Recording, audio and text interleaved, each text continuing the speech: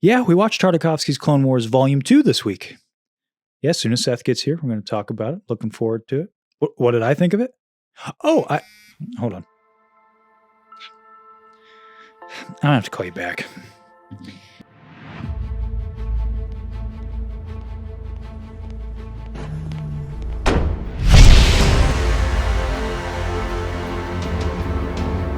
Step forward, Padawan.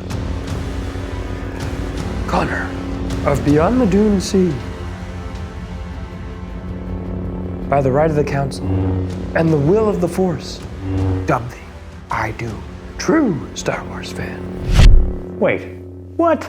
Watched Gendy's Clone Wars, you did. Only now, valid, your opinion is.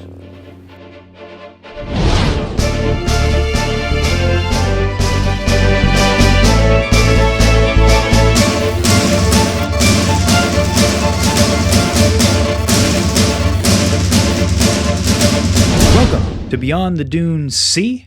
My name is Konnor. And my name's Seth. And my favorite comment from last week comes from Elena Marr. I started watching this episode with the mindset of there's no way I'm watching this version of Clone Wars, and now I'm leaving this episode knowing that this is exactly how I'm going to spend my Saturday night. Elena, first of all, we're flattered that we convinced you, but also, you got to come back and let us know what you thought. It's true. What did you think? It was a Saturday night well spent? Yeah. Yeah. So we got to know. Yeah. My favorite comment from Instagram, from JR Wooey. I fell in love with Gendy's stuff. It really enhanced how I felt about Star Wars. It was like anime, and I loved it. You know, it is like anime, and I love it as well. So this week, first of all, some new digs a little bit. Yeah. It's the same but different. Yeah. Hoping it looks good. I think it'll look good. You're so hard on yourself. We're playing. Yes. We're figuring things out. Yeah. So pretty excited about that. So special modifications, if you will. Mostly just things to make my life easier behind the scenes, to be honest with you. But it's exciting. It's exciting. And we're facing each other more. So it's more like a conversation. I don't have this dumb thing sitting in between us. Yeah. But hey, we watched Volume 2 of Clone Wars last week. We did. It was super fun. Yeah. And, I was thinking about it when I was watching it. And I was like, I wonder what kind of notes Gendy was given for this volume. Because it feels a little closer to what we see in Revenge of the Sith, right? Yeah. So I did a little sleuthing. Oh, okay. And I got a little bit of an inside scoop. Really? Of did you talk to him? Some not quite. I got some insider information on the exact notes, word for word, in fact. Okay. That Gendy Tartakovsky was given for Volume 2 of Clone Wars. Okay. All right, you ready? I'm going to read it word for word. Okay. It's going to blow your mind. All right. These are the notes. War. The Republic is crumbling under attack by the ruthless Sith Lord Count Dooku. There are heroes on both sides. Evil is everywhere. In a stunning move, the fiendish droid leader General Grievous has swept into the Republic capital and kidnapped Chancellor Palpatine, leader of the Galactic Senate. As the separatist droid army attempts to flee the besieged capital with their valuable hostage, 2 Jedi Knights lead a desperate attempt to rescue the captive Chancellor. You not believe what I had to go through to find this. Bum, bum, bum, bum, bum. Do you know what I'm doing? Oh, yeah. Yeah. And then you hear the I'm half joking, but this really was the notes that they were given. And it's like, get us there. Yeah, because we watched, in addition to Volume 2, on the bonus features of the DVD, Connecting the Dots. That's what it's called. Yes, there's a documentary called Connecting the Dots. Terrific watch. It's about 10 minutes. Highly recommend watching it. Man, the camera's in a different spot now, and I'm like, I keep looking at the wrong thing. I just don't know where to look. I do. But yeah, so it's really good watch. It's about 10 minutes long. Highly recommend it. But yes, they were given a lot more notes from George Lucas. And a great point that they made that I thought was really interesting is a point that we hit on last week. The first volume were just commercials. Toy commercials. Yeah. And they still work. They still worked. I got Yes. them coming. I did order them last week. And they worked on you, clearly. No, it did not. I just happened to have that. You had to have bought it at some point. I did not. Oh, you did? It was a gift. Oh, Yeah. well, then it worked on whoever bought it for There you. you go. That's like- So this volume, though, was meant to have more of a story because they got 12 minutes per chapter Yes. rather than 3 minutes. and then you have to. We got to ride this train right into Revenge of the Sith. Yes, Yeah. right into it. And Yeah. so they got literally the opening crawl of Revenge of the Sith Mhm. is what one of the pieces, the notes they were given. They were also told that Anakin and Obi-Wan were in the Outer Rim sieges. Yeah. And so they had that to work with. And it's really interesting how cohesive this feels to Revenge of the Sith. And it makes a lot of sense given, the kind of notes that they were Yeah. given. But, some points from that I really enjoyed was that the animators really felt that this volume 2 was like a big movie. Like you could take volume 2 of Clone Wars, which is about an hour long, and write it all the way up to when they land the invisible hand. They crash it onto Coruscant. Yeah. Yeah. Another happy landing. Yeah. You could go right up to that moment and then na na na na Yeah. and you got another Star Wars movie. Yeah. And yeah, it kind of feels that way. It really does. It does. You have a pretty nice through line. Mhm. I think that's pretty neat. Palpatine gets kidnapped. He gets saved. Yeah. Yeah. Yeah. So you got a little Mhm. nice ebb and flow to the story. Yeah. And they wanted to, so some other things like they wanted to show Obi-Wan and Anakin as brothers because they made a good point, like where we last leave them in episode 2, there's some tension. Yeah, like siblings fighting with each other. Yeah. No, there's- they want to. They gotta be brothers. yeah. Yeah, brothers looking out for each other. That's Yeah, basically. Yeah. So that was pretty interesting to see. It was also, I gotta say, it was nice to see Genndy. It clearly has a lot of reverence for George Lucas. Like that was evident in this documentary. It was kind of wild too to see how in the documentary it seemed like George was way more involved, Yes. at least in this part, which makes sense. It's bumping up to his movie. He needs to make sure that like, hey, it all lines up well. That because let's be honest, everybody's watching this right before going and seeing Revenge of the Sith. Literally, anyway. these episodes came between like a month right Mhm. before, Yep. which is crazy. And I like that they took a lot of ideas, not even from the prequels, but they wanted they took a lot of ideas from the original trilogy. That's what they wanted to show, and they wanted you to be so immersed that you felt like you were just watching Star Wars. You weren't watching a cartoon. Yeah.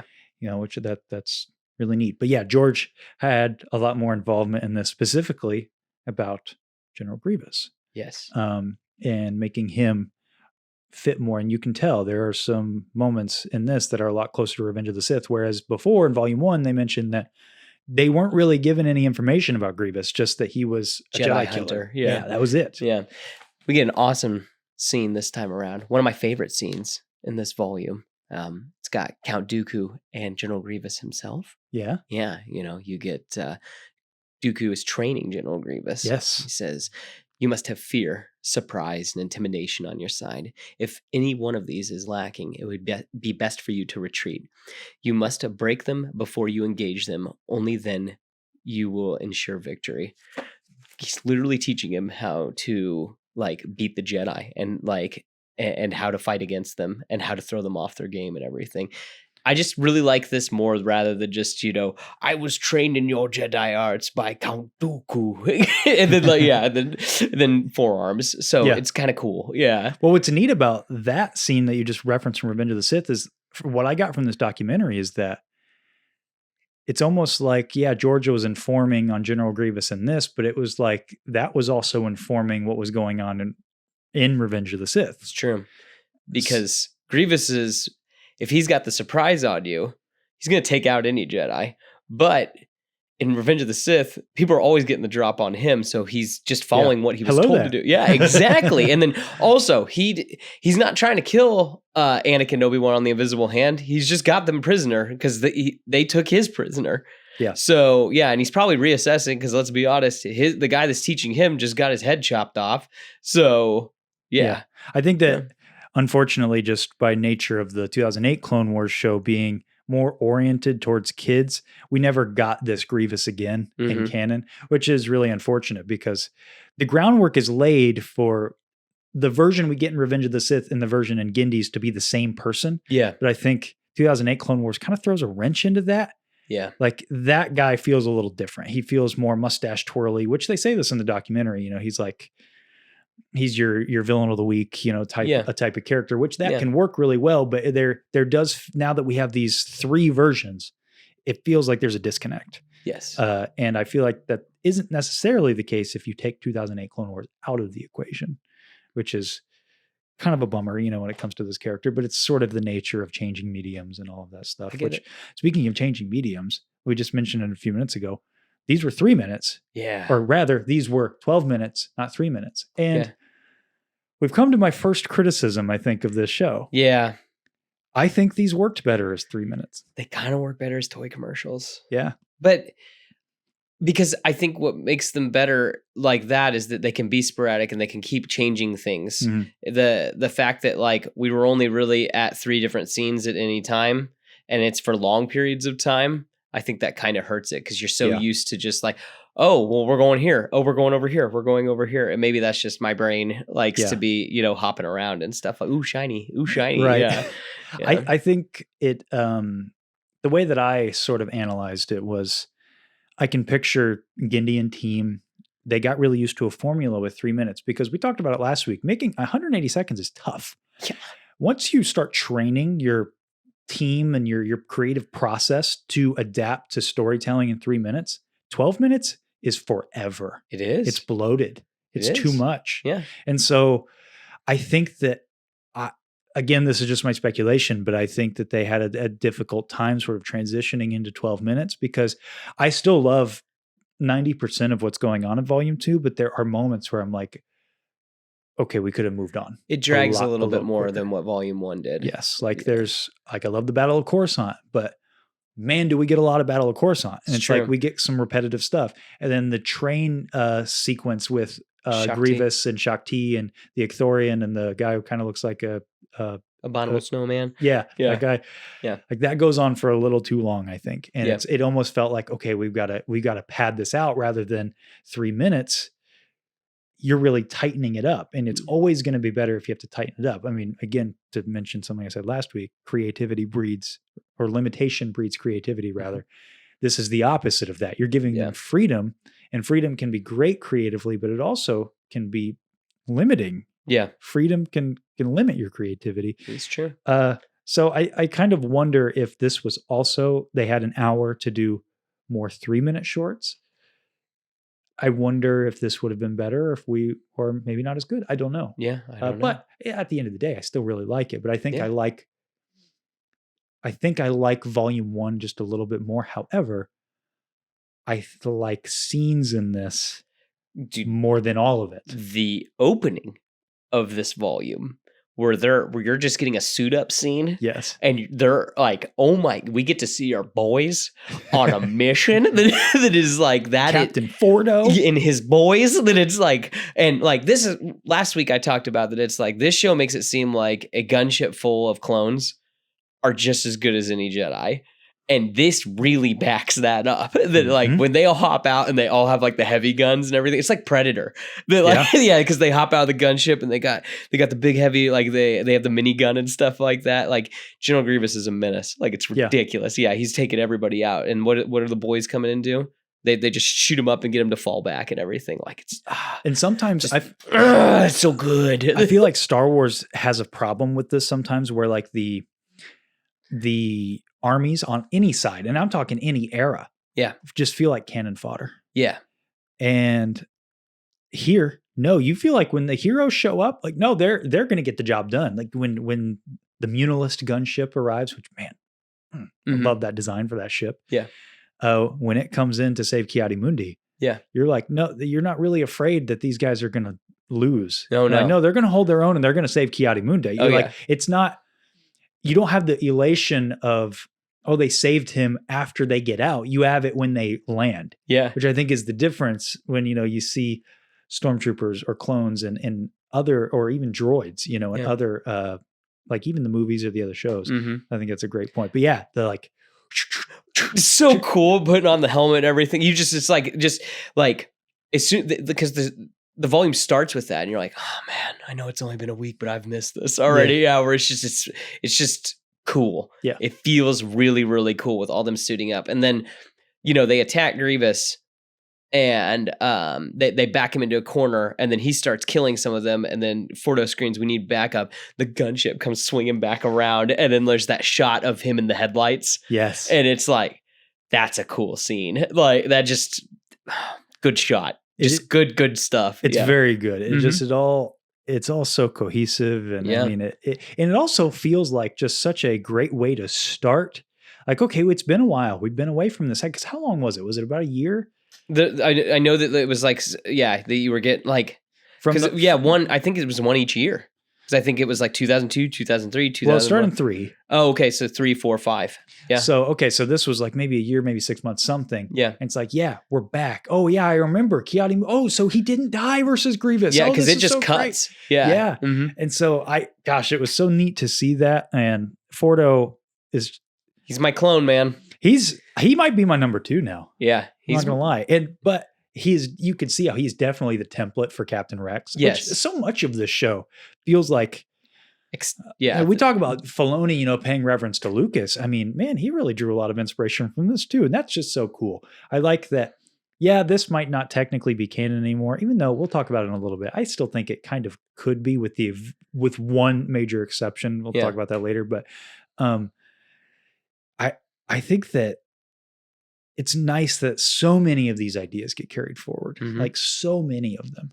The ARC troopers. And there are episodes in Clone Wars that really feel like it's built off the back of Fordo and the gang. Yeah. And it's really Yeah. cool. And gosh, man, I really want Gendy to get an episode of Visions. Yes. And he could bring back Fordo and the gang. That'd be awesome. Just let him That'd do be something. awesome. I One wanna little see- mission. Dude, you know what? That's high up there on my Star Wars wish list. Yeah. To have just an episode, just a 20-minute episode or something, Yeah.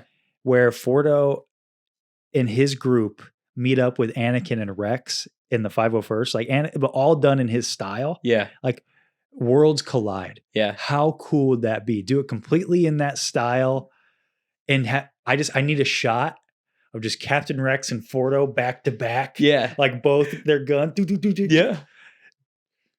That would, there's a lot of Star Wars wants that I want, Yeah. but that would be up there. I mean, but that's the one that, man, that's never going to happen. Yeah, I know. It would be tough. Yeah.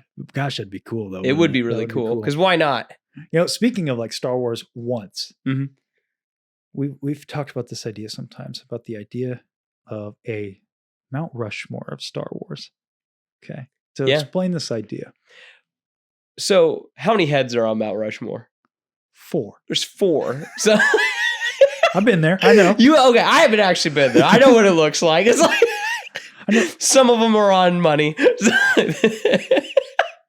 But they're, great moments in American history, right? And so we were kind of like, well, what's our Mount Rushmore of Star Wars? Well, not like the people, but what are the great moments in Star Wars? Yeah. Well, it could be interpreted in different ways. It could be people, it could be, but we're talking about moments. Yeah, we're talking about moments because we've already done our top characters and everything. They don't need another episode of that. Yeah. But what could be our Mount Rushmore of Star Wars? Yeah. Which we're not doing that today. No. But maybe in the future. Maybe. We've been talking. Yeah, we're not doing that today unless no. That would be insane. No, just throwing away the script. Yeah, exactly. I have, I think, a new Mount Rushmore moment. Really? For Star Wars. Look at you. And it was funny because this was actually in preparation for our little ditty at the beginning. Mm-hmm. Because it was before I actually watched it. I was like, okay, we're going to do the knighting ceremony, do something goofy with that, because I knew I'd seen that scene before, you know, and most of my memories of this volume were scattered. I've seen bits here, a scene there, a shot here, right? So I watched that scene on YouTube, and they do the whole bit when it starts with Qui-Gon and Anakin in the cave. Yeah. And then Yoda's cave. Yes. And then it cuts to the Jedi Council, and then that whole bit. That whole sequence to me is one of my favorite Star Wars moments now, I think. Of anything? That's S tier Star Wars to you? Yeah. Yeah. I know. It's wild to me Yeah. because I hold S tier Star Wars in very high regard. We know from the tier list. I was like, nah, this ain't happening. Only certain things are here, right? I mentioned how 2008 Clone Wars has, in my opinion, only one arc that's S tier. Yeah. There's a lot of A tier arcs, but there's only one that's S tier, in my opinion. Yeah. That's not to say the rest of it isn't great, but that's how high a bar I set for S tier. Yeah. I think this is an S tier moment Okay. because I think it just encapsulates what Star Wars is and everything I love about it. It's got humor with like the goofy thing with C-3PO. Yeah. Where he's like taking off the robe, Yeah. and you got that, and Anakin and Padme are there, like impressive, most impressive. Yeah. So you get the little callback with Vader. That's cool too, because it's like he's the same guy. Yeah, he's the same guy. He'd have to say the same things. Well, what I like about that too is that we're hearing him say these Vader lines in these like lighthearted moments. Mm-hmm. So it's like, yes, his vocabulary is the same. Yeah. But his spirit is different. Yeah. And that's such a neat thing that this show has done. Like the I have you now, the impressive, most impressive. And it's said with such charm, it's a funny moment. Yeah. The bit with Qui-Gon, like that's such an abstract thing. Like the show doesn't ever really explain that. No. It's just randomly in there. Yeah. But you're meant to, it connects to the very end with the ghost hand thing, which we'll talk about later. Because Anakin gets his own cave moment. Yes, he needs to face the trial of the spirit. And so you're kind of given that foreshadowing moment. And then Yoda talking about, okay, we're not going to hold back the chosen one. A Padawan, young Skywalker shall be. And then his moment with Padme, that whole bit, I love it so much. That does so much for their chemistry, by the way. Like just, it's a cute scene, but it's also got just a twinge of like Anakin's darkness, because what's up with that weird, like his walking down Coruscant where he's just like looking at everybody weird, like I think he's just like, because he knows he's going to meet her. Yeah, he's on edge. Yeah, exactly. He knows that it's forbidden romance. I know, but I love the build up to that because it's so weird. He's just like looking around at all these like unsavory aliens, you know, and then he like grabs Padme with the lightsaber to her throat. Yeah. It's like, that's the charm, if you will, of their relationship. That's, you could argue, not done as well in the movies, but I think it's explored just in this one scene. Yeah. Done so well. And I love that it's bookended at the end too, where like he becomes a Jedi, but then Padme has delivered his Padawan braid and she puts it in the box with that necklace. Yeah. And you hear the Vader theme as he gets in his Jedi Starfighter, my favorite ship in all of Star Wars. That's your favorite? This is my favorite. It'd be up there for me. This is, the Jedi Interceptor. Yeah. It is my favorite ship in all of Star Wars. I'll talk about that some other time, but like that. I will say this. I noticed this on this rewatch, which I guess like, cause I've always liked the design of this ship, but I've never like really like stared at it, I guess. That there's a TIE fighter right there. Yeah. You can see it right down the edge. And it's cool how Republic ships became Imperial ships. Yeah. You've never noticed that? Well, I mean, I guess I just like never really squinted at it and been like, oh, Vader's TIE Interceptor or TIE Advanced is right there. Yeah. Yep. I mean, it's there. And I agree. That is definitely a top 5 Star Wars ship for me. Yeah. Way cooler than his Jedi Starfighter that we saw in the last. Yeah. And I like that ship too, but that ship, I have a lot of biased memories for it. We'll talk about it sometime. But we'll have to do a Star Wars ships tier list. Sometime. That'd be fun. A Mount Rushmore of ships. Yeah. But anyway, back to my Mount Rushmore scene here. Yeah. And then it's obviously all centered around the knighting ceremony. Yeah. And I love how unconventional it is because he gets there and he has this like little, mean line toward Obi-Wan. Like he has no reason to do it. He just like, oh, and you're no Qui-Gon Jinn. Yeah. He kind of snaps at him, but Obi-Wan has such grace. He's like, hey, I get it. I miss him too. And I've tried. Hey, it's time we move on from this relationship. It's time we become brothers. Yeah. And he walks in and Yoda's the one who knights him. And I love just the shot where he looks and it's Obi-Wan smiling at him like, hey, I'm proud of you. Mm-hmm. And then we get that awesome montage of him saving people and growing in the Clone Wars and stuff. And it shows too that it's like Ahsoka, this dude was bred by battle, basically. Yes. Yeah, that here he was raised by battle, maybe is a better way of saying it. Like it I love that bit with the droid and that alien where it's like, how many Jedi? There are 150? 2? Let me see that. and also that like I wanted to throw out there the idea of a Jedi on a horse. Is that cool or not? It's awesome. I think sometimes it works. It's kind of weird. I think it works here. But like when you say that, a Jedi on a horse, that seems kind of silly, but then it works here. it's kind of wild that like Gendy makes it work. The whole sequence is great. Yes. I love that whole sequence. And the armor that they wear, I didn't realize that they wore that.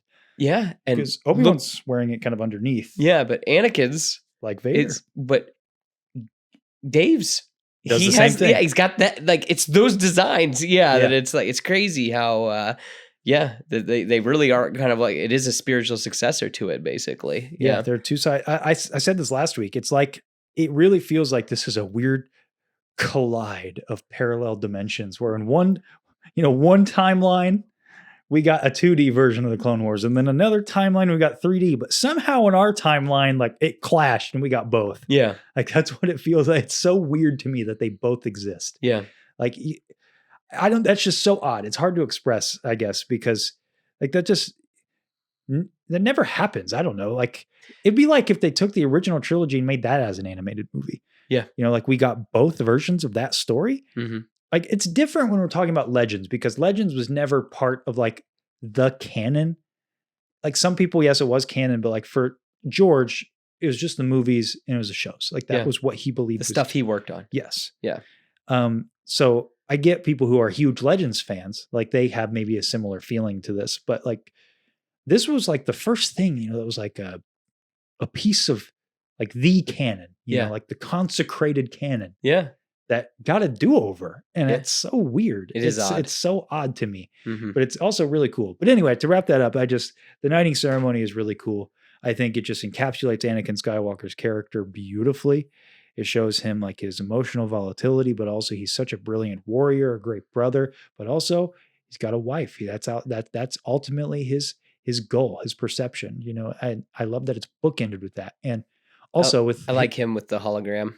Like right before he takes off. Yes. Yeah, it's just kind of like, he is a great warrior. He cares about his friends and everything, but like he will do anything for his wife. Yes. And it's like, I wonder if that's going to get him in trouble later. Right, I know. Yeah. and another thing with her, when you see him come back with the long hair and the scar, I like that that's used as a storytelling device here. Like that's the long hair and the scar are shown like to show that he's been ravaged by war. Yeah, he's grown. So Padme like touches his face and he turns, Yeah.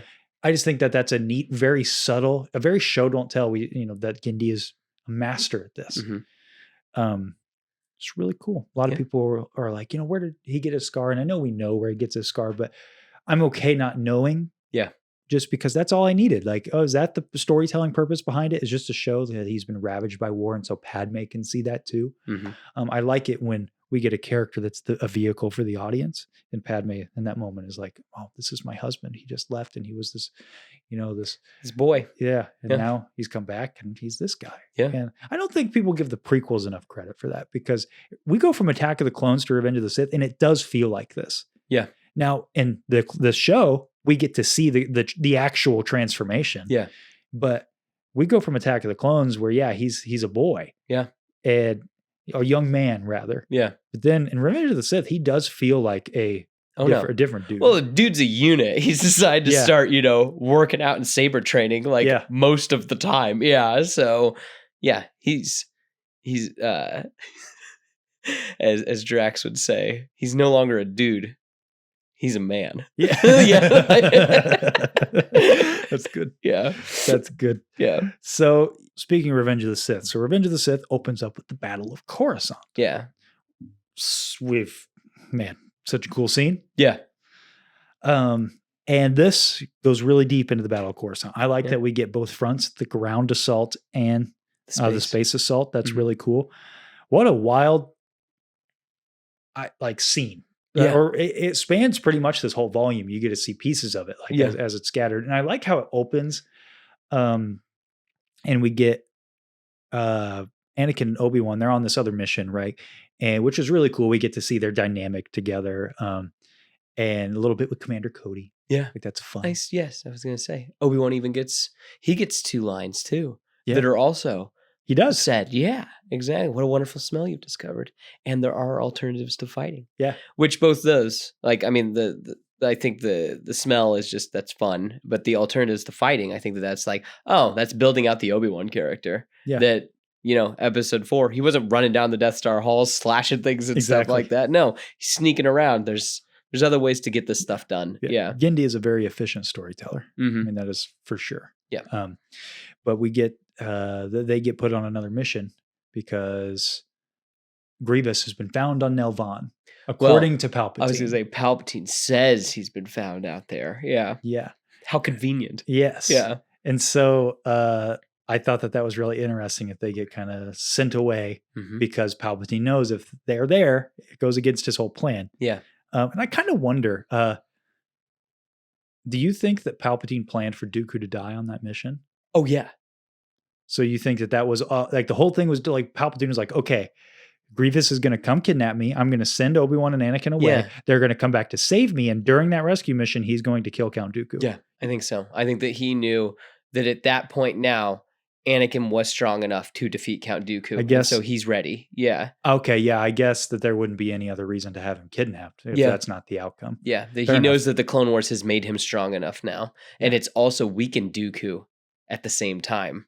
Yes. Yeah. It's Fair really enough. interesting, the trade-off, which I guess that is one thing too, that going back to Dave's Clone Wars, 2008 Clone Wars, it shows that Count Dooku's doing a lot more and he's stretching himself very, very thin, while Gendy's is just showing that he's kind of working behind the scenes, but he doesn't have to be on the front lines or anything like that. He's more of a puppet master, kind of like Palpatine. Speaking of being a puppet master. Yeah. He was, you talked about a little bit earlier. He was pulling the strings not just in the Clone Wars, but General Grievous as well. Yes. He's so as Anakin Skywalker is knighted by the Jedi Council. Yes. General Grievous is knighted in a way by Count Dooku. He is. And again, I want to I think it's neat too, because it shows that like Dooku, I talked about it a little bit earlier, but like Dooku's like throwing around with the Force and stuff like that. So it shows that like when the Jedi try to do that to him, Grievous has learned. He knows that like, oh, when they stick their hands out at me, they're probably going to throw the Force at me. So I need to keep moving around and stuff like that. That it's like, let's be honest.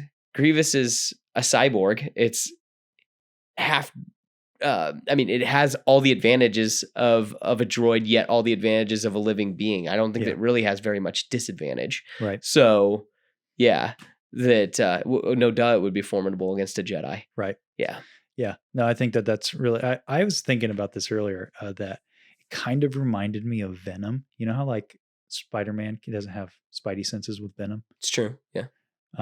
But Venom also has like a lot of the powers of Spider-Man. He has all the powers of Spider-Man, but better. Yeah. Yeah. Yeah. So this kind of reminded me of that, where like Grievous was like trained to be a weapon, who has a lot of the powers of the Jedi. Doesn't have the Force. No. But the saber abilities, all of these things. Yeah. But because he doesn't have the Force and he's so much of a cyborg, I wonder if he hinders the Jedi's spidey senses in the way that like he can't sense, like they can't sense his moves as well. Yeah.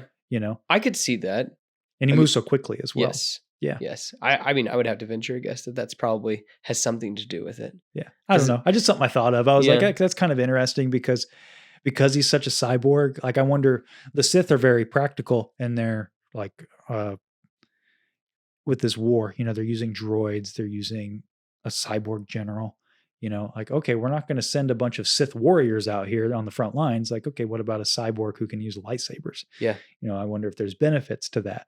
So I think that that's kind of interesting because we know that the part of the reason with the cybernetics that he has them is that because he can't use the Force, he needs to be fast enough to deflect lightsabers and blaster bolts. Because without the Force, you can't perceive it. So you just have to be quick. Yeah. And it's just not possible for a normal person to do that. So that's part of the reason for the cybernetics. Yeah. Just interesting. But yeah, at the end of that, Palpatine sends him off on a secret mission. It's true. Which I think is funny because Grievous, I don't think, is privy to the information that. I don't think he has a clue that they're one and the same.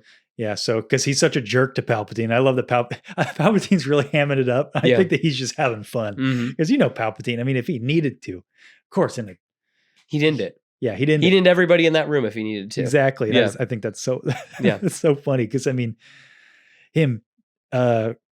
his head just dropping on the window and Palpatine's refusing to leave. He's sitting there drinking his tea. Yeah, the battle's over there. I'm fine. He's completely aware of who's coming to get him. And that's that is such a fun scene also because the Jedi who comes to save him, Shakti, she knows. Oh yeah. She's afraid. Oh yeah. Like genuine fear. And Palpatine's like, Whatever. The Yeah. battle's over there. I don't care. And then he comes in and there's a great man. He's just slamming clone troopers left and right against the walls. Cutting guns, cutting arms, smashing helmets. Mean. Yeah. He's mean. He is. I love it. But you know what? He has the surprise on them. Yeah. That's why it works. Yes. Yes. That whole sequence is really fun. But we also get a lot of other stuff with the Battle of Coruscant. Yes. I like how the windows open on Yoda when he's meditating. Yeah. That's a great example. That's a great example of how the medium works really well for this, because that would not work in live action. Yeah. But because it's animation, it just is so quick and just, and then everything's right there. It's just, it's so it's insanity. Yeah. I mean, it flips a switch and there, and then it's just insane. But yeah, we have a bunch of different fronts. So basically we have a bunch of different stories being told during the Battle of Coruscant. We have like the space battle stuff. Yes. Which is really cool. Yes. We have Yoda and Mace Windu, and then we have Captain Fordo. Yeah. Or is he Commander Fordo at this point? I don't know. Fordo. We have the man. My hero. Yes. Yes. So we have I hate three. that in the closed captioning, everybody's Fordo. I know that kept confusing me because when I was watching, I was like, "Where's Fordo? I want to see him." Yeah. And then it would say Fordo, and I get excited, and then it was like Commander Cody. Yeah, and it's like, that's not Fordo. Yeah. It's not How dare you stand where he stood? Exactly. It's not the real Fordo. Yeah, he's super cool, and his new digs, yes, looking nice. Well, I mean, they I was gonna say they're looking closer to stormtroopers now. Yep, which is cool. Yeah, they're phase 2, if you will. Yeah, the phase 2 clones. Yes, and oh my gosh, that line where it's like, what about the left flank, sir? The Jedi have the left flank, and it's just Yoda and Mace Windu just knocking down droids. I just throwing stuff down, and it's just ridiculous. And you have Mace Windu on a vulture droid. Yeah, and he's just controlling it. And then you have Yoda on a what'd you say it was called? A Kaibuck. On a Kaibuck, and I love it. I don't care what you say about it. And then you have Jedi fighting General Grievous on a train, all while Sassy 10 has a Norse helmet who's jumping out of a Venator onto another. Like, it just is wild. Yeah. It is nuts. Which is basically like, let's think of all this cool stuff and just slam it all together. And I feel bad because sometimes I'm like, it's just too long. It is. It drags. This is where we were talking about earlier. It drags a little too long. And also they're reusing a little too much ideas. Like when we see Mace Windu, it's like playing the hits. Do his force foo. And I'm like, no, dude, you shouldn't be doing that right now. You have your lightsaber. The only reason you were doing force foo is because you lost your lightsaber. Yeah. Yeah. I do like that he unsheathes the lightsaber with the force and he catches it. And then, that is sick. Yeah. And he does wreck that vulture droid into a bunch of guys. Like, I'll be honest. If I made a Star Wars movie, I kind of wanted to have a couple moments like that. It is fun when it just lets loose. Because I mean, insane. That's Gendy's specialty. He's an efficient storyteller, but also he's excellent at action. Yes. So having fun. Yeah. Also, that's true. I mean, sometimes it's just fun to have fun with Star Wars. Yeah. And this is all just fun. I mean, seriously, that Saucy 10 scene. Yeah. Because what does he say? He says, hold on, because I wrote it down. It's time we get a new one because they said that our ship is lost. Yeah, it's like time we get a new one. And he has that helmet where he just looks like he's from Skyrim. Yeah. And then him and all the clones just jump out into space. Yeah. That's so cool. Cuts a hole onto the ship and they all just drop it and start taking that one. That's so cool. Yeah. I love that. It's legit. And all the Jedi interceptors. I love the Jedi interceptors. No, it's legit. I'm with you, man. Those are such cool ships. I think it's a top 5 Star Wars ship. Yeah. And by the way, that shot when they are going out from the atmosphere into space, and at first you think that's stars. Yeah. But it's all Venators. Yeah. And I know they're not all invisible hands, but what the invisible hand is. I'm sorry. Yeah. I don't know what that ship is called. Yeah.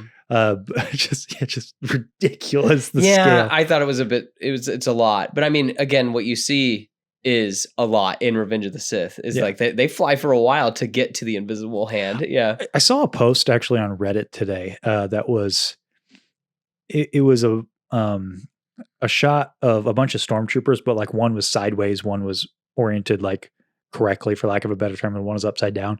And they're like, since there's zero gravity, why aren't ships like this when we see them in space battles in Star Wars? And someone was like, well, in Revenge of the Sith, they are kind of like that. Like when you see the interceptors go over the Venator. Mm-hmm. Yeah, it is kind of like that. Yeah.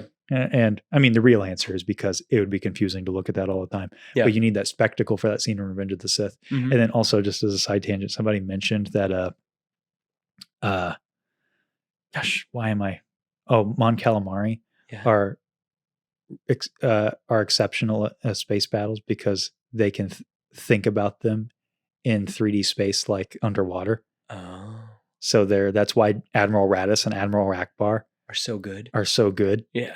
I just think that's cool. That's I never interesting. heard that before, and I was like, that makes a lot of sense. Like if their species are so used to fighting underwater, And space. I'm sure is, space is similar. like as far as positioning, Yeah. it's very similar. Yeah. So I just thought that was really so they're good at strategy when it comes to They don't fall into any traps. yeah. Yeah. So yeah, battle of Coruscant, ridiculous. It is. And Grievous. So we get this whole sequence right with Grievous Where he's chasing. chasing. Because He's I mean, just chasing. because he's not battle really. It's like because you got like a battle going on the ground. You got a battle going on in space, and you have a chase scene going on. Yeah. And I'll tell you what, I was so frustrated with it's like our comms aren't working. Of course they aren't. They're like, yeah, that it's like Oh, he jammed him. I know, but it just. Of course he jammed him because the whole time I'm like, come on, you guys need help. Like you need backup. And it's, yeah. It would have been cool to see Grievous just mow through a bunch of clones. Yeah.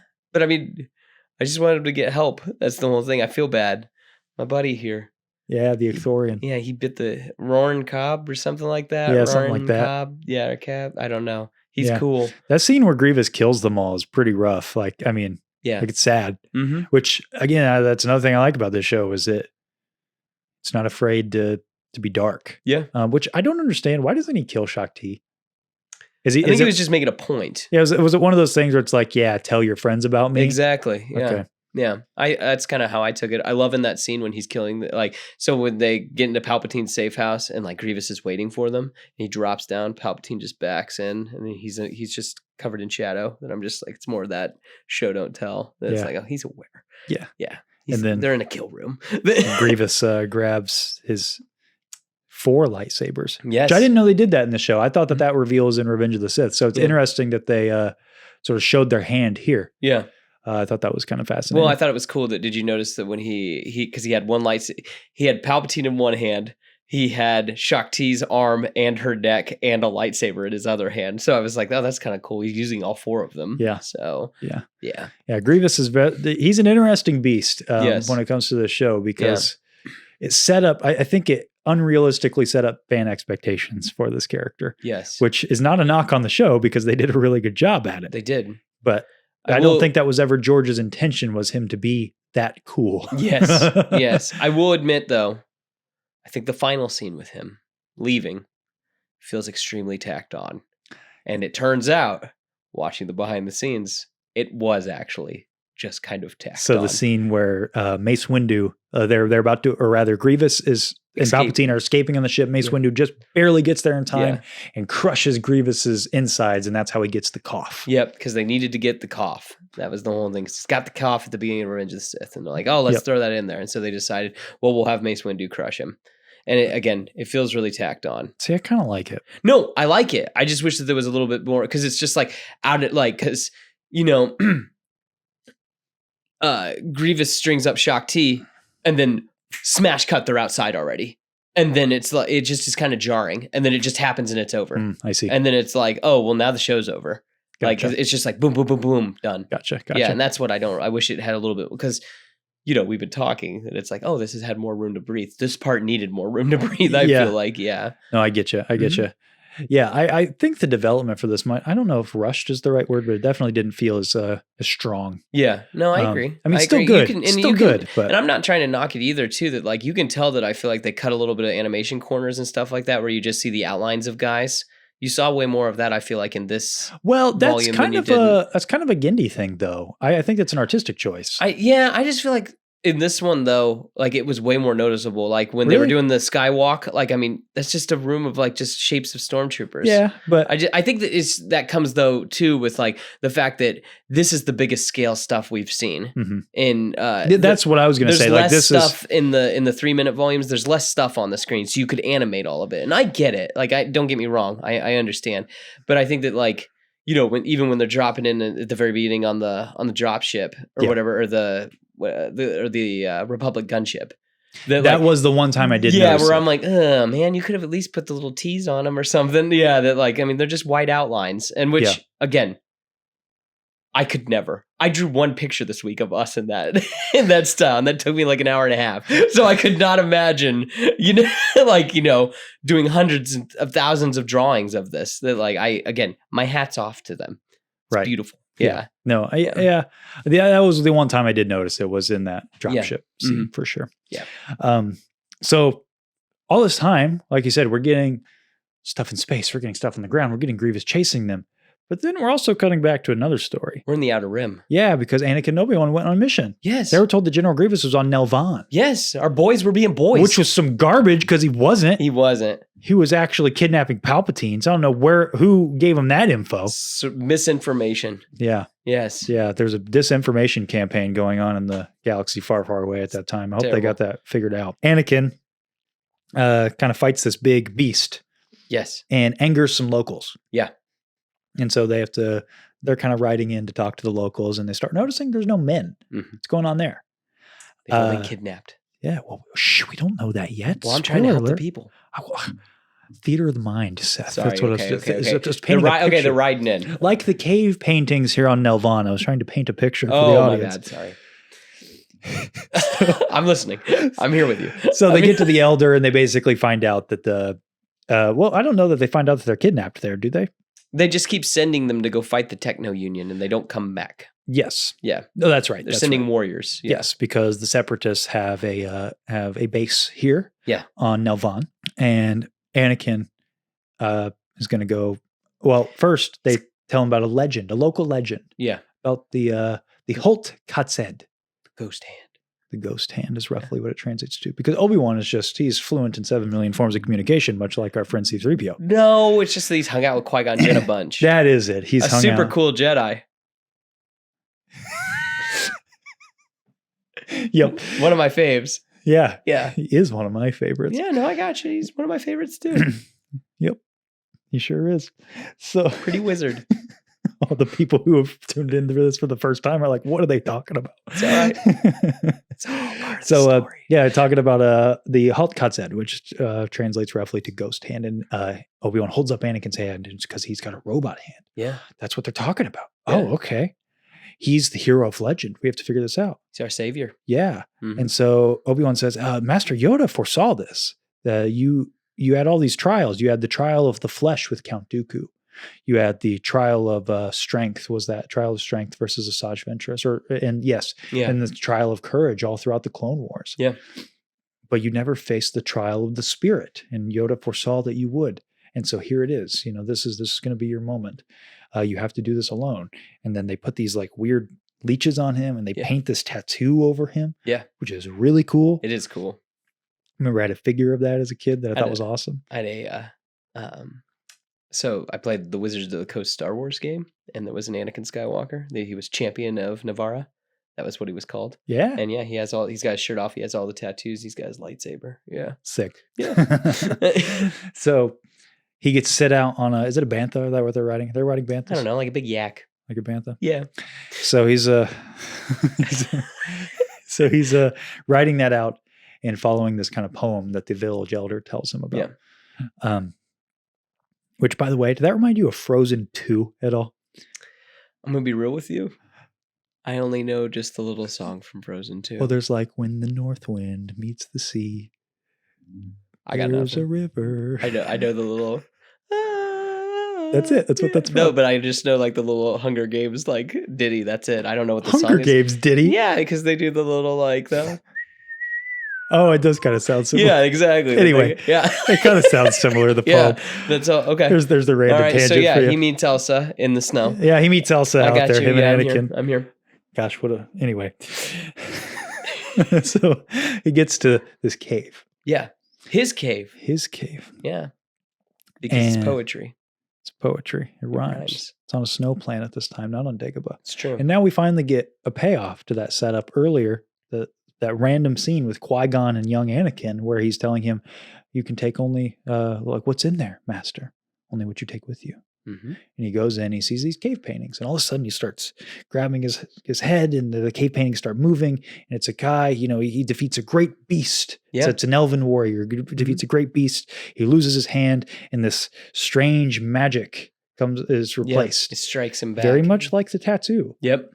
And he saves the whole village, and he has his wife, but it gets out of control. Yeah. And The eventually, more he uses it. the more he uses Because it. he's fighting bigger and bigger threats and protecting them and everything. Yep. The more he uses it, the worse it gets. worse it gets. And Eventually, do you want me to keep going? go ahead. Eventually it kills everything else around him, even the people he's trying to protect. Even specifically, His wife even his wife. gets grabbed by the throat and taken away Yes. again. And the image ends with a visage of Darth Vader's Yeah. helmet. Mm-hmm. You can see the eyes like scared through. Yeah. This is so cool. I love that this is done via like a local legend. It's it's not specifically Darth Vader. Yeah. Like it is, but it isn't. And I love my wife and I actually had different interpretations of it. Like she viewed the ghost hand as just the Force, which I think that's a valid interpretation of it. Like the more he used his power, I viewed it like almost like the machine, like the darkness specifically. Like his hand was the machine, and the more he became more machine than man, and that's what took all of the stuff around him. It's because he lost his humanity. It wasn't the machine itself; it was that he lost his humanity. Yeah. Which I think that those are both two sides of the same coin. They're kind of the same interpretation, but looking at it differently. Yeah. But I thought it was interesting that in the documentary they made it clear that Anakin does recognize the lesson from this is that he will hurt his wife. And that's why he is so hell-bent on finding a way to save her in Revenge of the Sith, is because of this lesson. Yeah. And then he sees the dreams in the next movie, and he's like, I have to figure it out. Yeah. And I think 'Cause he that's knows it's really coming. interesting, is that even Anakin, because sometimes like as the audience, we can see something like this and wonder like, okay, but what did the character get from this? And so knowing that the creators intended for Anakin to at least get the idea that I'm going to hurt Padme eventually. Yeah. My power is going to become so great that I'm going to hurt her. Yeah. That's very interesting. And to which, me. I mean, what's he say? That, I want more. Yeah. Yeah. I'm not the Jedi I should be. Yeah. Yeah. It's interesting. Yeah. Isn't that Yeah. cool? Yeah. That it really does kind of build onto this. And it's cool. I mean, and it makes sense. I mean, they were literally building it while Revenge of the Sith was getting made too. So it makes sense that they have like, they got to have all those stepping stones. Exactly. Yeah. I just love that it's so abstract, but they did give Anakin a specific takeaway that he takes into Revenge of the Sith. Yeah. It feels very much like it doesn't feel like this was made retroactively. It feels like it's part of the flow of the story, which I really like that. Mhm. Because sometimes, like 2008 Clone Wars, a lot of that feels like we're backfilling content. Yeah. This doesn't feel like that. It feels like it's a through line. That's the best way I could, like, if there was a thesis for this show, it feels like a through line. It feels like you have Attack of the Clones, Gendy's Clone Wars, Revenge of the Sith. It's Attack of the Clones 1.5. Yeah. Or 2.5. Yeah, it's episode 2.5. Yeah. Which I think is really cool. And, speaking of like the different, well, before I move on to this, I guess the last point about this ghost hand thing. Yeah. So he does go and save the Nelvaan warriors from the Techno Union, Yeah. but they've like become these monsters, Yes. basically. They even had ghost They hands. have these cyborg attachments. Yeah, and they had to remove all of them and stuff. And even his ghost hand gets destroyed too. Yes, in the, and he in the like skirmish. starts he has a little dark side moment. Where he Does. just starts crushing the Techno Union. Yeah. Like massacring them. Mm-hmm. And when he gets back, I love how when that one guy's getting crushed, he's trying to relieve the pressure yeah, on his on his chest plate, and then he just gets crushed. he just crushes him. Yeah. Mhm. Mm-hmm. And I like when he gets back something Obi-Wan says, which I think is the lesson here. Because the Nelvaan warriors get back and they're these gross monsters. And the women and the children see them, and there's this moment where they're just staring. And you can see that they don't know how to react. But then a child walks up and they hug, and then there's this big reunion, and it's great. It's a beautiful Acceptance. moment. Yeah. And Obi-Wan says, or Anakin asks, like, well, do you think they'll ever be able to reclaim their old lives? And Obi-Wan says, so long as they're willing to accept themselves. Yeah. And isn't that the story of Anakin Skywalker? It is. Because what ultimately happens? Yes. He accepts that he is a Jedi. And what does he ultimately do? Because like the Nelvaan warriors, he has become ugly. He is a monster by the end of He's Return of become the a Jedi. monster. Yeah. And his child approaches him. And there is a moment of, what do I look looking at his father of, I don't know how to react to this, but then there's the I still embrace. love you. Yes. Yeah. But there's the embrace. I want to look at you with my own eyes. And he does reclaim his old life as a Jedi because he accepts himself and moves on. The lesson from the cave. Remember the cave. Yeah. Luke remembered his. Anakin remembers his. Father and son come together once more. Gendy Tartakovsky, He did you it. son of a gun. Like, this is how you do rhyming in Star Wars. Yeah. Like, this is how, man, again, we were talking about how the 3 minutes in the versus the 12 minutes and how maybe we like volume 1 more. That's true. But like these moments, man, like I think he crushed these moments so much. Like I love that. And you know, it's kind of a segue into this because I kind of want to end our discussion by talking about the differences between this and 2008 Clone Wars. This is definitely the Mortis arc, like the narratively and thematically, like this is what it did, right? Yeah. Because we covered the Mortis arc several weeks ago. Yeah. And It's funny that we decided to cover the Mortis arc and then we could decide to cover this. Yeah. And what does the Mortis arc effectively, what did we discover when we were watching it? It's just the story of Anakin Skywalker told in a very mystical way, right? What is this story in the cave? It's the same idea thematically, but the key difference between the two, and I like, by the way, that the 2008 Clone Wars does do the same thing, but it does one thing different that I think, I don't want to use the word ruins it, but really takes away narratively.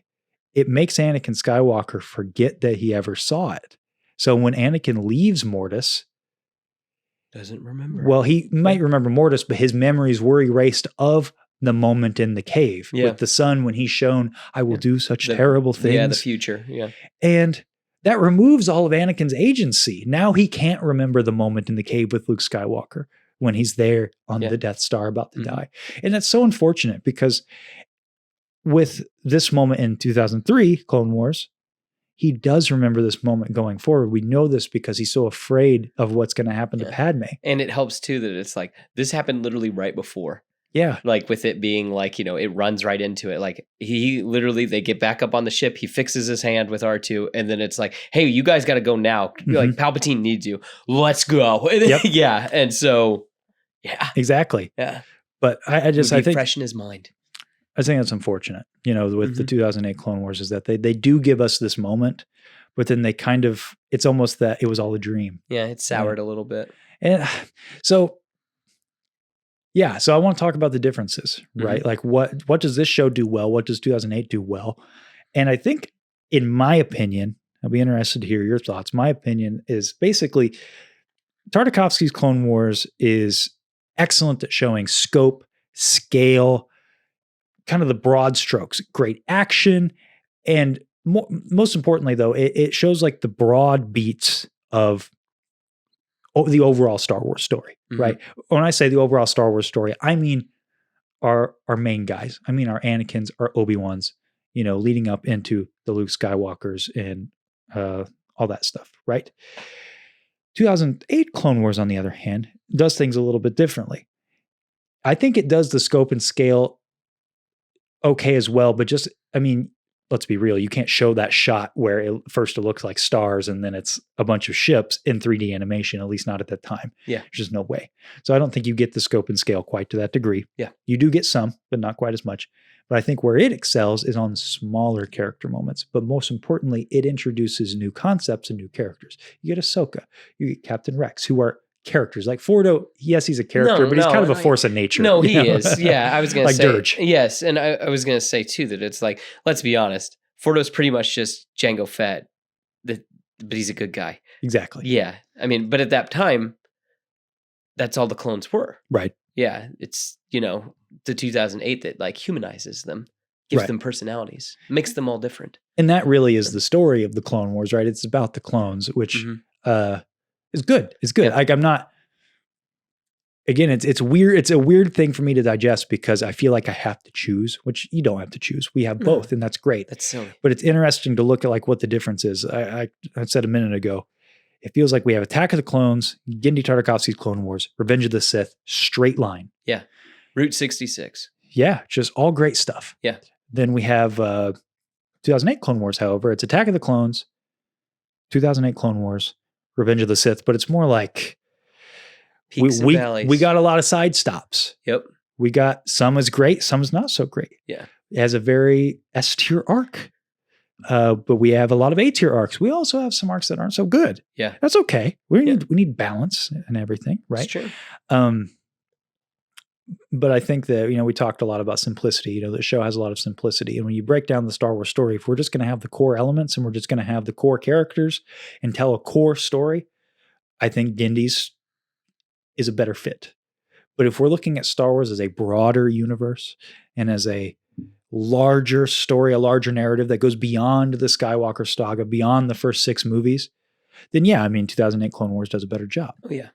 So it's interesting that they both serve 2 different purposes. So I think that if you're a kind of person who's like, hey, I just want to experience the tragedy of Anakin Skywalker, the rise of Luke Skywalker, and like that family story. Okay.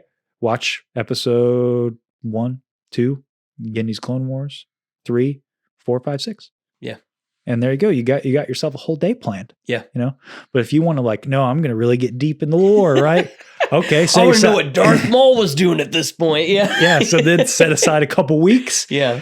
Do that order, but throw Clone Wars in, throw Rebels in there, throw in, and there you go. But I think that's kind of where I sit on the difference. I'm curious if you have any different thoughts. I have to just echo. You just said it very, very well. And you saw, I put it in S tier. I think I prefer it. But again, I was that age though. I was in high school when this was coming out and when the movies were coming out and everything, that it was like, oh man, this is awesome. I love how this all kind of fits together and everything. And don't get me wrong, I like the 2003 or the 2008 stuff too, but I just think that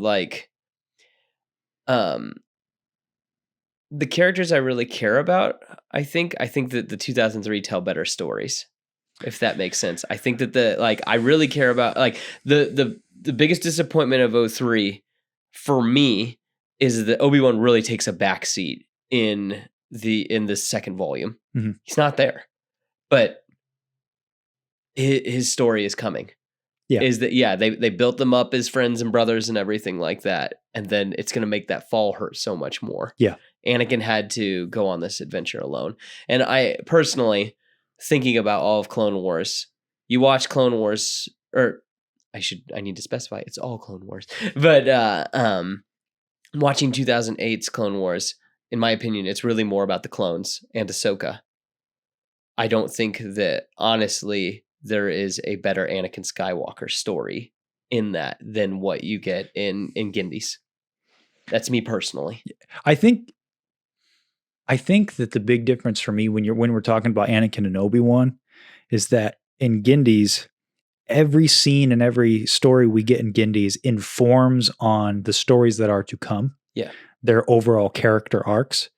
Whereas, and that talks about that through line, right? That straight line. And that's really nice because it's just very concise. It's very efficient. Yeah. And it's very easy to understand. 2008 Clone Wars, on the other hand, we get a lot of side stories, which is really fun. Yeah. Just fun. Like we get Obi-Wan taking a polyjuice potion and going to be a bounty hunter for a little bit, faking his death, and Anakin freaking out and going on a detective quest to because he thinks he's dead and trying to investigate his death. Find the killer. Yeah. Like that is a cool story. It's one of the best arcs in Clone Wars. And the Clone Wars, because that's a big difference, right? Yeah, Clone Wars, the Clone Wars. Yeah. Yes. So that's one of the best arcs in 2008 Clone Wars. But does it really inform that much on the overall arc? Yes, it does a little bit on Anakin because you get another kind of tick in the box for the dark side. Great moment where he pulls the silverware out of his hand. Yeah, it's good stuff. Good stuff. Yeah. I will give you that. Yeah. So that's what I'm saying, though, is I think that. Again, do we need that story? Like, do we need that little arc to tell the full story of Star Wars? Like, if we look at Star Wars as just, look, I'm not saying this to hate the sequels, but like the full story of Star Wars is the first 6 movies, right? Like, if we look at that core story, that core narrative, do we really need that little side story about Obi-Wan being a bounty hunter? No, it's really, really cool, and I'm glad we got it. Yeah. And that I think is the difference. Yeah. Is that we get everything we get in 2003 directly informs, whereas everything we get in 2008 builds it out. Yeah. That's a good question, or a good point you bring up about we don't get a better Anakin Skywalker. My gut tells me that I don't think I agree with that, but I don't have a specific example to Okay, counter. because I was just like playing them all in my head, and I'm like, yeah, you get like moments like where he's, you get other Vader moments and stuff like that, where it's like, oh man, the war's changing him and stuff like that. But like, is it really better than like the moments you get in 2003's? Like, especially when you take the Assassin's Ventures fight and you take this like his cave journey. Yeah, because it's not so fresh in my mind. I can't. It's okay. But there is one scene that I don't know why it's always a big one that pops in my head. I like it when he beats up Clovis. I know that that's played a little bit for laughs, but that's a really great scene. Yeah, no, I gotcha. I thought you were gonna bring up when he kills that one guy from behind who has the detonator in his hand. Yeah. That's also played a little bit for laughs. It is, but it's also like, dude, it's really dark. These are war crimes, friend. And you are just committing them. Yeah. I also, Yeah. It's interesting. That's a good point. I'm going to have to, it's been a while since I've watched Clone Wars like in full. And I will admit, I have not actually seen every single episode of The Clone Wars. I will admit that. There's like a Jar Jar adventure with some droids. I know that I haven't watched that episode. We got to get on that. That's our next episode. Oh, maybe that's it. That can be our arc. It's like Mace Windu and Jar Jar hanging out. I know that they have some stuff together. I think I've watched it all the way through twice. Okay. But the last time I watched it it's been a few years. Yeah. Because it's just so long. I do watch arcs pretty regularly. Like I watched Siege of Mandalore not that long ago. I mean, and I like that stuff. I remember being on the edge of my seat, literally. And I'm like, I know she won't die. But when she's falling and Rex finds her and stuff, I was just like, dude, that's some top tier Star Wars happening right there. When she's like, it's kind of the reverse of them, race you to the bottom or whatever. But it's like, you don't want to get to the bottom of this one or this one's going. Yeah. So I can't wait till we cover that. Yeah, it's good stuff. I was going to say, I remember it being very powerful where I was like, this is really, really good. And again, like, she's not my favorite. Yeah, not your character. She's not my character. Yeah. So to wrap up, Genndy Tartakovsky's Clone Wars. Man, what an adventure to go back on. Like so I watched this, when I was a lad, when I was a young one. A wee tot. And I think that it's so hard for me to articulate my full feelings on this show because I have a weird, like, it's like I have something preventing me from putting it on the Star Wars shelf. Does that make sense? I don't know how to explain it. Because it doesn't matter anymore. Is that what you're thinking? No, that's not it. I think it's because I bought into the idea that it's a cartoon, so it's not. Oh my gosh. I think as a kid, I was like, oh, this is just something on Cartoon Network. This isn't like, it's just it's not Star Wars. Yeah, it's Star Wars, but it's just a fun little extra thing, right? And so like I'm like battling my younger self to like be like, no, that's dumb. Like it is all part of it, you know? Because I don't think that way now. And I don't know where that idea came from as a kid, but I have that in the back of my mind for some reason.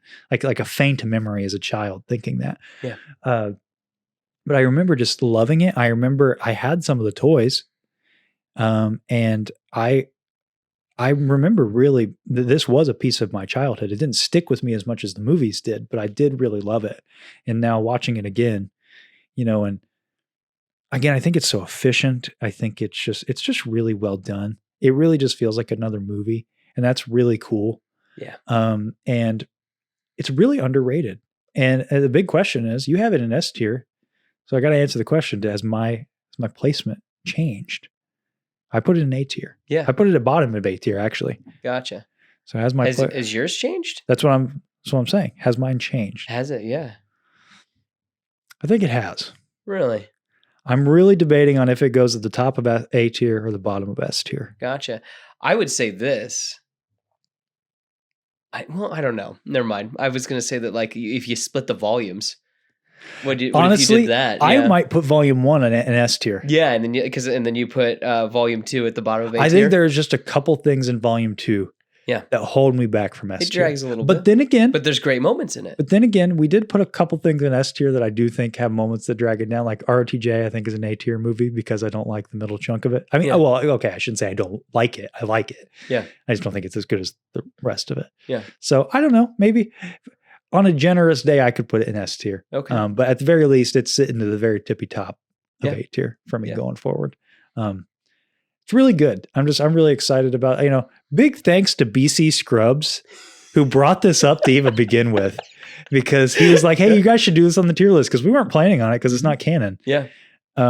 And yeah, And I was jazzed up when you were like, "Oh, we're gonna put this on there." I'm like, "Yes, yeah, yeah, yeah." Kind of got this whole conversation rolling. Yeah. I got figures coming in. Yeah, you I'm gonna do. be taking pictures. Yeah. I'm excited. Mm-hmm. It really got me jazzed for it got me excited for Star Wars again in ways that like, yes, Ahsoka got me excited, but this got me excited in like this is vintage Star Wars. And it was like an old friend coming back. Yeah, it felt like, and I had never experienced it in full. So it was like I got to dust off an old VHS tape. I was like, wait, I've never seen this before. You know, it's old, but it's new again. And that was really cool. So it's great. It's great stuff. I'm really glad we revisited it. How about you? Has your placement changed? No, not really. I mean, I still think it's great. That's the whole thing. I will admit, I do think Volume 1 is better than Volume 2. Do you think that there are moments in Volume 2 that are the best in the show, though?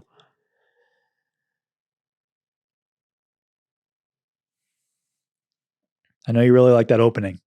I do love that opening. I think too that this is so strange. I think that some of the character designs, I don't like Anakin's new character design as much. You don't?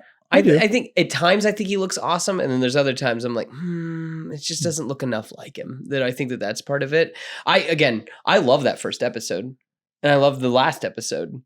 It's just the ones in the middle that I'm like, they're okay. That like, it's fine. Yeah. That's kind of where I'm at. Yeah. When there's only a little bit in that first volume that I don't really like. Like, I don't really like when they're on Ilum. That's about it. Other than that, I'm here for it. Like, it's all good. That's like, true. I'm loving it. Yeah. That's true. I'll give you that. But of course, my boy, he's in volume 2. So I gotta give a little love to him. Yeah. He's got 4 throats. He does. Yeah. I've heard that. It's pretty cool. So seems like you guys have really been enjoying this too, because we got a lot of questions this week. Not as many because I apologize. I didn't post this until kind of late in the day. I forgot to do it last night. I apologize. I even reminded you. You did, but we recorded our intro on a different day. So I messed up my schedule. I understand. But it's my fault. But we did still get a lot. You guys are all champions. I'll start off with MortisFM. He threw a few of the, this is a 3-parter. And it's not even a question. Just giving us a novel? Is that what's happening? Did you know that in 2005, Battlefront 2 had a small DLC which added Kit Fisto and Ventress? Both look like they do in the 03 Clone Wars. Kit is shirtless and has a pulsating underwater lightsaber effect, although you never go underwater. It's just for aesthetic. LOL. I didn't know that. I actually just found out about this like a couple days ago because I saw a reel that somebody was like, hey, if you put this disc, an original Xbox disc of Battlefront 2 in an Xbox One S, it just has the DLC built into it or something. I don't know. I was like, I never do that. I kind of want to get that and play it. That sounds fun because I love that game. I give it a shot. Michael_Kramer98 says, who's your top 5 favorite clone commanders? All 5? Top 5. There's only like 5. Fordo. He's cool. So Fordo, and Gree. I'm kidding. No, Clone Commander Bakara. Who's that? He's the one that kills K.I.D. Mundi. He looks like a snowtrooper. Oh, yeah, I knew that. In that miniatures game, he would give all of his Galactic Marines super stealth. I'm going to put the man. Who? He's briefly a commander. He's fine. Oh, whatever. He's fine. He's my number 1. Okay, that's cool. But yeah. Clone Captain / Commander Rex. Yeah. I'd probably put Fordo as my number 2. 4 Fordos in a Bakara. I mean, Commander Cody, probably. Yeah. I don't know. I'm not one of those guys who has like a really deep, like this is my battalion, like a really obscure battalion, you know, like, oh, I really like the 314th Legion. Like those are my guys. They need more stories, you know, like they were in the background of like the visualization of Revenge of the Sith. Yeah, no, I got you. Like, what about Bly? There's another random one. That's what I'm talking about. Like I was hyper specific there, but like Bly is one, like I don't get why people really love Bly. And I'm like, he's cool. But he kills Ayla Secure. Like that's all he does. Yeah. I did really like Gree as a kid. Really? I just thought he looked the cool. camo. Yeah. The silver helmet. Yeah. I just thought it looked sick. Mm-hmm. So I'm just going to do top 3 because that's probably it. Okay. Me. I don't really have any other commanders. KatieSource.Rex, since Volume 2 has to retcon her dying in Volume 1, which is your favorite Shakti death? Dude, there's so many. I know. So how many are there? Okay, so there's Volume 1 of Gendy's Clone Wars. Wait a minute, she dies there? It's implied that she dies. Okay. So there's that. There's Revenge of the Sith. Which time? In the deleted scenes. Which time? There's 2? Yes, because we see... Grievous killer. Yes, but we also see Anakin stab her in the back. My favorite is probably... I don't know that I have a favorite. I mean, I kind of like Grievous killing her, but I think that scene is a little goofy, which is why they cut it. Yeah. Like Anakin and Obi-Wan don't take that seriously at all. No, not at all. So I don't know, Star Killer, I guess, because I like that game. I was going to say, I like her like accepting like a very Jedi death is like letting herself fall back. So I'm going to probably go with that too, because I don't really like Anakin just stabbing her in the back and not realizing that he's even there. Yeah. Yeah. Yeah. Daniel_Eneko, what's your favorite battle scene in Volume 2? My favorite battle scene? Yep. So like my favorite moment? Yeah, like favorite battle. I'm just going to go with the beginning when they save... save, yeah. Yeah, when they save Ki-Adi-Mundi and Ayla and Shakti. Save. Yeah. Mine is go with that. Mine is Sassy Tin, jumping ships. Yeah, that's legit too. It's very, very cool. That one's my favorite. Retney's Holocron. This is a mean question, Retney. I was going to tell people that they should definitely go subscribe to your channel because you're getting very, very close to 100K. Very congratulations on that, but I'm not going to anymore. I'm definitely not going to tell people to go to Retney's Holocron on YouTube and subscribe to them because this is a mean question. Is it mean towards you or me? Both of us. This or Clone Wars Season 7, pick only one. I know what you're going to say. It's probably more mean to me. It's tough for you too. I mean, because you get Maul. You get Siege of Mandalore. It's cool. It's a hard question. It's really, really cool. I think that gosh. It's funny because it's all of season 7 too. So you got the Martin. I hate the sisters. So I know you really hate the Martinez sisters. So you have to choose that. It's not even that I hate them. It's just that like I hate that like it doesn't really build out the story. Yeah. So like they got one last season, and that's an arc you get. That's what they chose to do. That it's like there's a better stories to tell. Yeah, there are with her. The third one with the 4, they start in jail and then they end in jail. Like literally, like it's like, what was the point? You could have cut that episode out entirely. How could Darth Maul see her when she's hiding from the hologram? That made me so mad too. Do you remember that he looks over and he sees her? It's so stupid. It's not coming to mind. He's like talking, and then like he looks over, like he can see her. It's like there's no way, like that. Like it's so dumb. Anyway, but Siege of Mandalore, and also the Bad Batch arc is pretty cool. It is cool. Gosh, honestly, I hate to say it.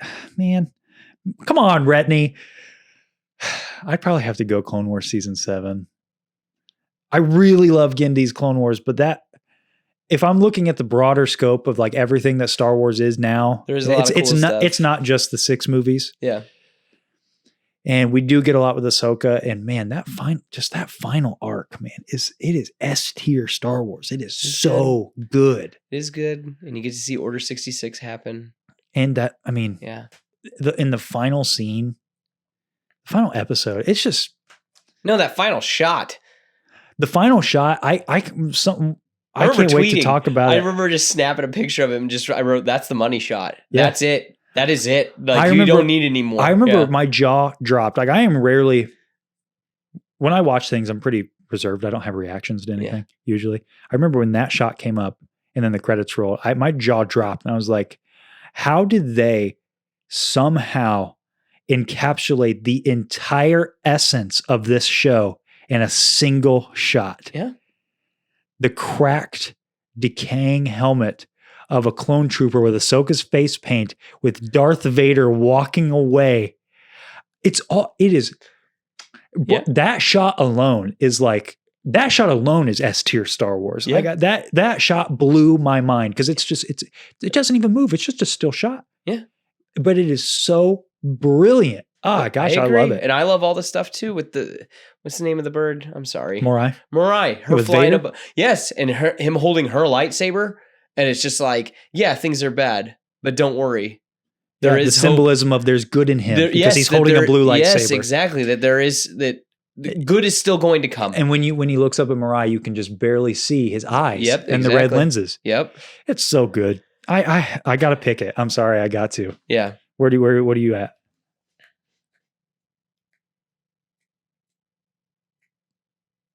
It's rough because I think that this is not as good as the I don't think volume 2 is as good as volume 1. We already said that.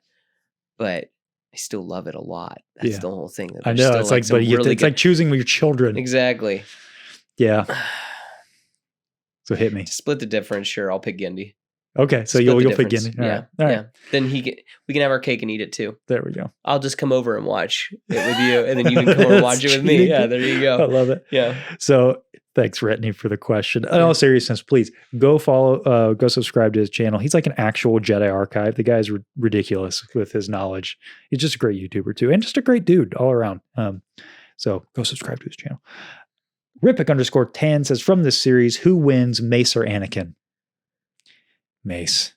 Wait a minute, what? Just if they fought? Yeah. I think Mace wins. Well, yeah, I was going to say Anakin doesn't even have a hand. Oh, at the end, you mean? Yeah, that I'm like, no, Mace Windu, this is like the coolest Mace Windu's ever been. Yeah, and I mean, Vapad. Yes. Even Anakin taps into the dark side. Yeah, it's over. Yeah. It's over. Well, I mean, Windu can beat Palpatine, so. Yeah. Allegedly. Then according to Mr. Lucas. I get you. I still think he threw the fight, but that's fine. This really cracked me up. Riley_and_Andrew_ versus, should Liam Neeson be insulted by how big they depicted Qui-Gon's nose? He could smell the Force. It's just stylization, man. I know. It's a caricature. Yep. It's just That's all it is. Sometimes you don't think it be how it is, but it do. You know what I mean? I think it's kind of neat that he's in there, though. It is cool. Yeah, that I think that Andy gets a name drop. Dude, it's pretty legit. That voice actor, I thought it was him for a minute, but it's not. It sounds really good. Sounds really good. Also said, how do you feel about Grievous's portrayal as a terrifying monster versus that which we got in the Filoni's Clone Wars? Kind of already touched on this idea. A little bit, yeah. You can go ahead and riff on this. I mean, again, I think that it's kind of explained in that scene with Dooku. I mean, he's terrifying because he gets the jump on them. And then in Revenge of the Sith, he's always getting hello there. People are always getting the drop on him. And at that point, he is backpedaling most of the time because Dooku gets killed, then his ship gets destroyed. Then it's oh, I got to go to the Outer Rims because I get told to go to out there. And what happens? I get told to go out there to die, basically. Yeah. I think my big thing is just that I don't think that it's just another pawn that's getting played, unfortunately, at that point. And I don't think that Gendy's version is inconsistent with Rot's, but I think once you throw in the Filoni Clone Wars, I think that yes, it starts to get muddy because he does feel he's kind of a caricature. He's like a villain of the week. He feels like the worst parts of Revenge of the Sith, Grievous. There are moments where Grievous is really cool in Filoni's Clone Wars as well, but he never rises to that peak of Gendy's Clone Wars, which I think is what I think that, like we said earlier, just Gendy's Clone Wars set unrealistic expectations. I think you take Grievous out of Gendy's Clone Wars completely. I don't think people have nearly as many complaints about Grievous in general. Yeah, I guess so. Because people were expecting that. They're like, but he was like this in that show. That's always what I hear. Yeah. So again, it's Obi-Wan, though. Who goes to fight him? Exactly. Obi-Wan. Well, in Revenge of the Sith, that's what I'm saying. I think it's consistent there, but once you go in Filoni's Clone Wars, it gets a little more dicey. Jeremy Bloor, is this show the first time we see ARC troopers? If so, what's the inspiration for the design? I think it is the first time we see ARC troopers. Yeah. It is. I was going to say, they're just clone super. They just are clones with a pauldron on their shoulder. So as far as inspiration, I don't know that there was any specific inspiration. I could be wrong, but I think it was just, let's throw some pauldrons because that's, military, and more souped up clones. Yeah. Yeah. Kind of amping up the design. Did you know that there is a Dark Horse did a comic book that loosely did all this stuff? But not in the Filoni style. It's more like Yeah, like live action, right? Like Yes. it kind of looks like that, like realism. yes, kind of. Yeah. exactly. I've Okay. seen some images. Okay, yeah, I was gonna say like the clone or the ARC troopers in that, like they have like way more, like they are bulkier. They are bigger. Is that what's on the card back for Fordo, like on that old vintage collection figure? You know what I'm talking about? He's not called Fordo. He's called like ARC Trooper Captain or something. It might be. I don't know. I don't actually know But what it looks it's like. done in like a realistic style. I wonder if that's Gotcha. what that's from. I don't know. And last question from NerdFigs. This is DiamondFigs' other account. Go follow him as well. The guy is a machine putting out all this type of content, doing more like Marvel comic book style content over there. Should this telling of the Battle of Coruscant have been in Clone Wars Season 7? Would it have fit better or worse? And so I kind of saved this for last because this is the big thing. Like, is Gendy's Clone Wars canon or not? And I think that the biggest thing that makes it not canon is the fact that Anakin and Obi-Wan are in the Outer Rim, which is kind of weird when you think about George gave Gendy that direction. Mm-hmm. And then I don't know if it's Filoni or George who changed that later, because then we know that obviously Anakin's hanging out on that ship with Ahsoka right before the Battle of Coruscant. Yep. So I don't know if it's specified where they're at during that moment, but you could maybe sort of work it in where, like, on that ship at the end of Gendy's Clone Wars where they get the message from Mace Windu, maybe that's the same ship maybe Ahsoka was in the other room with the clone troopers, and like we could kind of finagle that a little bit. It still doesn't quite work, but maybe it does a little bit more. I don't know. Yeah. But anyway, to answer the question though, should this telling have been in Clone Wars Season 7? It would have been a lot to like shove it into there as well. Yeah. Here's kind of my thought on this. I've heard other people, like we've done a lot of reels the past week about Volume 1 and stuff. And like, oh, I wish that we would have seen like the Asajj Ventress fight. We should have seen this. And I'm like, guys, this still exists. Like this show you can still watch this, right? I don't think that we needed to retread the exact same ground in Filoni's Clone Wars. Like, I think that it would have been kind of disrespectful actually to do that. Well, like tell the same stories. And I'm not super big either on like, let's just do it again in live action. Right. Let's don't undermine it. Yes. I mean, the art's been made. Agreed. That's the best way to say it. The art has been made. We've seen the Battle of Coruscant in animation, just not 3D animation. Yeah. So should we have seen it in Clone Wars Season 7? I don't know. I mean, it might have been a cool scene to see Grievous kidnap Palpatine, I guess. Yeah. Or something. I don't know where it would have fit. Yeah. Ultimately with the Siege of Mandalore. There's a lot going on. Yeah. Unless they were going to do like get rid of the Martinez sisters and do that instead. Yeah. Palpatine kidnapping Grievous kidnapping Palpatine. Yes. Sorry. Yeah. But what did it, I think the biggest part of your question from NerdFigs where it says, would it have fit? I think the answer really is no. I don't think that given that the story of Filoni's Clone Wars is not so much a point A to point B of Anakin and Obi-Wan's story, I think putting that in there is kind of unnecessary because we get all that in the opening crawl of Revenge of the Sith. We don't need that. With the characters narratively are taken from point A to point B. Yeah. We don't need the plot to be taken from point A to point B. Yeah. Necessarily. I want to throw one last thought out. I don't know why. I'm just kind of thinking about this. Is like, it's interesting with 2008 that Ahsoka helps Anakin grow. Okay. That's what makes him become like instead of a Padawan, a Jedi Knight, because he's given a Padawan and now he has more responsibility. And then in the 2003, it's just the war itself is what makes him grow into that. And I was curious, what do you like better? That's an interesting thought. Yeah, that it's like I think that throwing a kid into war, that's what makes him grow, as opposed to giving a kid another kid. That's what makes. I think that, again, it keeps coming back to that idea of, are we telling just the core story? And if so, I kind of like that it's just war that does it, that makes him grow. But if we're expanding and we're adding all of these different, we're doing this, that it's not a straight line. We're taking a lot of side paths, then I kind of like that it's Ahsoka. It kind of seems to me almost that Anakin's character, like if you take Anakin's character from Gendy's and almost like a through line from Attack of the Clones, is split down the middle, and Ahsoka and Anakin are kind of derived from it in Filoni's Clone Wars. Mm-hmm.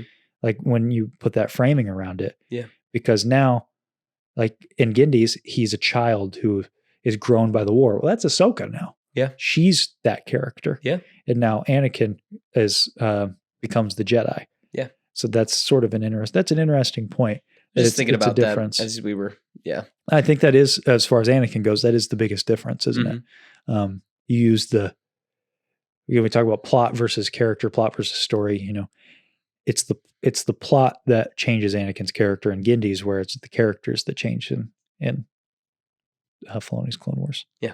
Both are great. It's kind of all goes back to that great clip of Sam Witwer talking about these are all tall tales. Yeah. Who knows how it all exactly went down. After all, this is just a galaxy far, far away. Yeah. This could have happened this way. It could have been just what we see in Genndy Tartakovsky's Clone Wars. Maybe whoever penned these stories to paper didn't feel it was necessary to write down Ahsoka's story when they wrote down the 2003 version. Yeah. But then down the road, somebody else, they wrote down their version of events. They're like, oh, but Ahsoka was a big part of this. This other version didn't have that. I like that idea. Yeah. I think that that's a great way to kind of interpret these stories, is that it is a galaxy far, far away. Effectively, it all didn't happen, so it doesn't matter. Yeah. But if you want to look at it as it all did happen, just some people wrote it down differently. This is how I love how J.R.R. Tolkien writes stories, as a kind of way to wrap this up. J.R.R. Tolkien wrote his books as if he was translating a lost mythological text. Mm-hmm. And I love that framing device. Like, he had such earnest with it. And if you think about Star Wars in this way, maybe we have a J.R.R. Tolkien and we have another character, or we have a C.S. Lewis on the other side. Both are writing a similar story, and we can come away with different themes and come away with different things. But overall, it's all just from a galaxy far, far away. And all in all, it's all just Star Wars. It's fun. Have fun. Yeah. Mm-hmm. Yeah. Yeah. So what are we doing next week? We don't know yet, because we might have a surprise in store. Maybe. It really is going to depend. We might have a live show next week. We've been kind of talking about it. Live show. Yeah. Wild. Yeah. So we'll keep you guys posted, but we usually give a little teaser at the end of the show. What's going to happen next week? Well, you're just going to have to hit that subscribe button to find out. Yeah. We're going to cover something new next week. Yeah. We'll give a little tease if it is a live show. If we're doing a live show, we're going to kind of talk about our Star Wars origin stories. It's kind of fun. Mm-hmm. Like, how did we become fans? And that's going to be a blast. And if we have somebody on the show, we'll talk to them about their Star Wars origin story. So stay tuned for that. Yeah. But we're still with the new digs, still figuring things out. So we might do a normal show next week, but live shows are kind of in the future. We are planning. We're not going to do every show a live show, but maybe like a once a month thing. So figuring that out. But yeah, guys, thank you guys so much for tuning in, coming along on this journey of Genndy Tartakovsky's Clone Wars. It's been a blast. Can't wait to continue discovering more stories out beyond the Dune Sea. See you guys next week.